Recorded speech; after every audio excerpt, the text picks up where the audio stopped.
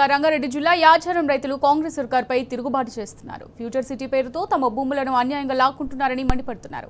పోలీసులను అధికారులను అడ్డం పెట్టి 4 గ్రామాలకు సంబంధించిన 30,000 ఎకరాల భూములను గుంజుకునే కుట్ర చేస్తున్నారని ఆవేదన వ్యక్తం చేస్తున్నారు. రేవంత్ బలవంతంగా తమ భూములు లాక్కుని రోడ్డున పడేసి దుర్మార్గం చేస్తున్నాడని రైతులు గోడు వెళ్లబోసుకుంటున్నారు. పూర్తి వివరాలు మా ప్రతినిధి రంజిత్ అందిస్తారు. పాలించే పాలకులే కోర్టులను ధిక్కరిస్తే ప్రజలు ఎవరికి చెప్పుకోలే ఆ బాధ అనే పరిస్థితి కనబడుతుంది తెలంగాణ రాష్ట్రంలో. రంగారెడ్డి జిల్లా యాచారంలోని ఫార్మాసిటీ భూముల్లో భాగంగా రైతులకు సంబంధించిన భూములను కాపాడుతానని చెప్పినటువంటి రేవంత్ రెడ్డి దానికి డబుల్ గా కూడా భూములను ఆక్రమించుకోవాలి. ఏదైతే ప్రజలు కోర్టులో ఇచ్చినటువంటి స్టేటస్ కో ఉన్నప్పటికీ ఆ పనులను చేపడుతూ ప్రజలని రైతులను ఇబ్బంది పెడుతున్నారు. కనీసం వ్యవసాయం చేసుకునే రైతుల పేరు కూడా అక్రమ కేసులు పెడుతున్నారు.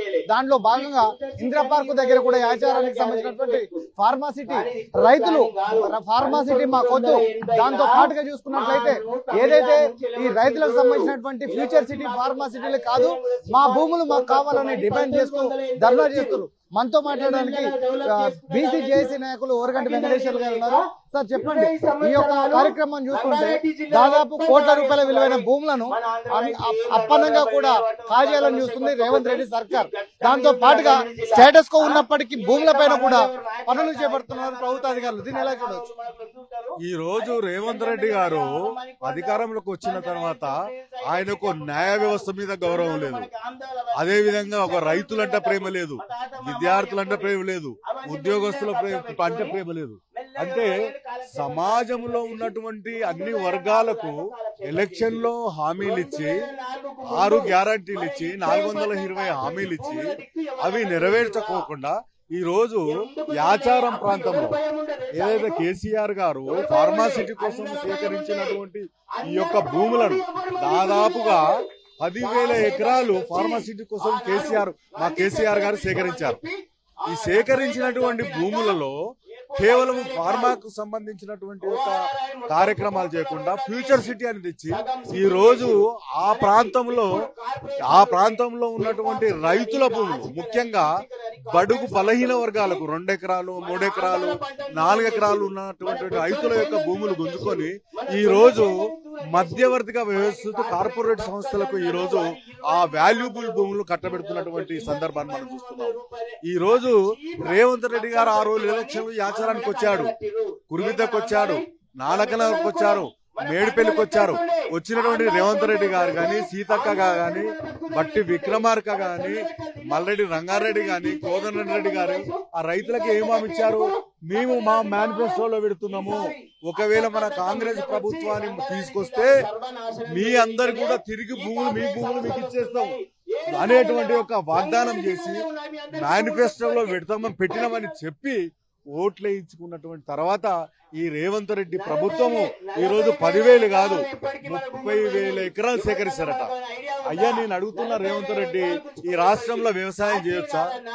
నువ్వు అంటే అవసరం ఉంటే నీకున్న 1,000 ఎకరాల భూముల్లో నీ బంధువర్గానికి మరి ఆ 1,000 ఎకరాల భూములు నువ్వు ఫార్మాసిటీకి ఫ్యూచర్ సిటీకి కానీ ఈ యొక్క పేద వర్గాలకు చెందినటువంటి రైతులకు, పక్క చిక్కిన రైతులకు సంబంధించినటువంటి 2 ఎకరాలు 3 ఎకరాలు సేకరించినటువంటి రేవంత్ రెడ్డి, నీకు వచ్చేటువంటి ఎన్నికల్లో ఖచ్చితంగా గుణపాఠం చెప్తాము. ఏదైతే కూర్చొని ధర్నాలు చేస్తున్నారు మహిళలందరూ కూడా కూర్చొని వాళ్ళు కానీ వాళ్ళ అత్త మామలు కాపాడుతున్నటువంటి భూములు వాళ్ళకి కావాలనే డిమాండ్లు చేస్తున్న పరిస్థితులు కనబడుతుంది. దాంతో పాటు ముఖ్యంగా చూసుకున్నట్లయితే మనతో మాట్లాడడానికి కూడా ఇక్కడ మహిళలందరూ కూడా మాట్లాడుతున్నారు. అమ్మ చెప్పండి, ఇప్పుడు మీ భూములలో ఈ ఫార్మాసిటీ భూములు అంటున్నప్పుడు ఫ్యూచర్ సిటీ అంటుండే రేవంత్ రెడ్డి, అంటే ఇప్పుడు గతంలో చూసుకున్నట్లయితే ప్రజలకు కావాల్సిన 24 గంటల కరెంటు, ఉచిత నీళ్లు ఇచ్చిండు, రైతు భరోసా ఇచ్చిండు. ఇప్పుడు మీ భూములకు రిజిస్ట్రేషన్ లేదు. మీ భూములు అంటే ఇప్పుడు దాదాపు 30,000 ఎకరాల వరకు కూడా చేసుకుంటూ కోట్ల స్టే ఉన్నప్పటికీ వీడు పని చేసుకుంటూ రేవంత్ రెడ్డి, దీన్ని ఎట్లా చూడవచ్చు?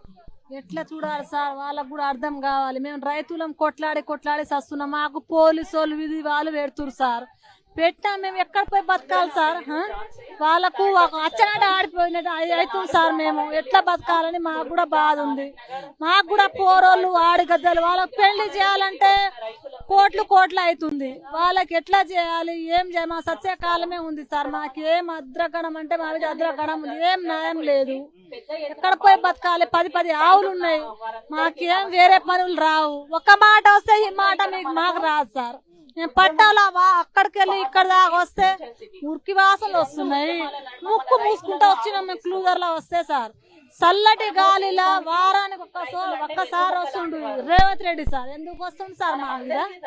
ఎందుకు వస్తుండు? ఇంత మంచి వాతావరణం ఉన్నందుకు మా మీద కన్ను పెట్టి ఆయన లాక్కుంటామని చూస్తుంది. లాక్కుంటామని చూస్తున్నావు కదా, చూసుకుంటే పక్కకి ఎంత రేట్లు ఉన్నాయో ఆ రేట్లు మాకు ఇచ్చాయి. 5 కోట్లు పోతుంది మిర్కాంపేటలో ఎట్లా రేటు ఉందో సార్. ఆ పైసలు మాకు ఇచ్చే మేము ఎక్కడ నీ బొంద మీద ఇడిసి పెట్టి వెళ్ళిపోతాం సార్. అట్నే వస్తుంది సార్ మా మాటలు అయితే. మా కార్యాలు సార్, మా భూమి మా కార్యాలు అవి.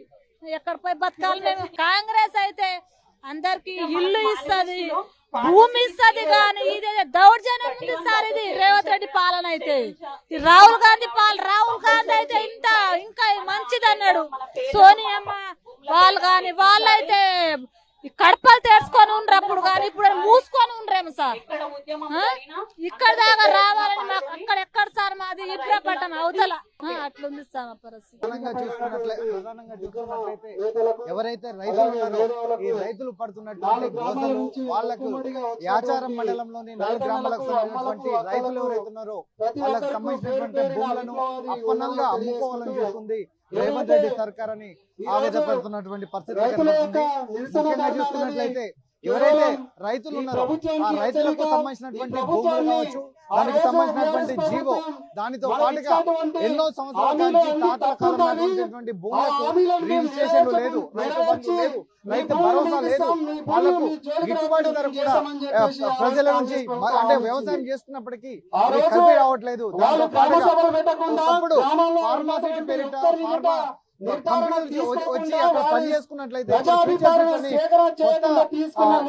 చేసిండు రేవంత్ రెడ్డి. దాంతో పాటుగా అంటే డైవర్ట్ ఏమాడుతుండు కోర్టుల స్టేటస్ లో ఉన్నప్పటికీ అవార్డు పాస్ అయిన తర్వాత కూడా కోర్టులను విక్రయించుకుంటూ అధికారులు, పోలీసులు ప్రజలు ఇబ్బందులు పెడుతున్నారు, రైతులను ఇబ్బందులు పెడుతున్నారు. ఒకప్పుడు ఇక్కడికే ప్రతిపక్షంలో ఉన్నప్పుడు మంత్రులు సీతక్క కావచ్చు, కోమటిరెడ్డి వెంకటరెడ్డి, బట్టి విక్రమార్క, రేవంత్ రెడ్డి వీళ్ళందరూ కూడా వచ్చేసి మీ భూములు మీకు ఇస్తామని చెప్పేసి తప్పుడు వాగ్దానాలు ఇచ్చి రైతులను మోసం చేసిరు, ప్రజలను మోసం చేసిరు. దాంతో పాటుగా 10,000 ఎకరాల భూములను కూడా ఎక్కువగా తీసుకున్నారని రైతులు ఆగ్రహం వ్యక్తం చేస్తున్నారు. ఏది ఏమైనప్పటికీ కూడా ఇబ్రాహీంపట్నం నుంచి ఇంద్రపార్క్ వచ్చేసి ధర్నా చేస్తున్నారు.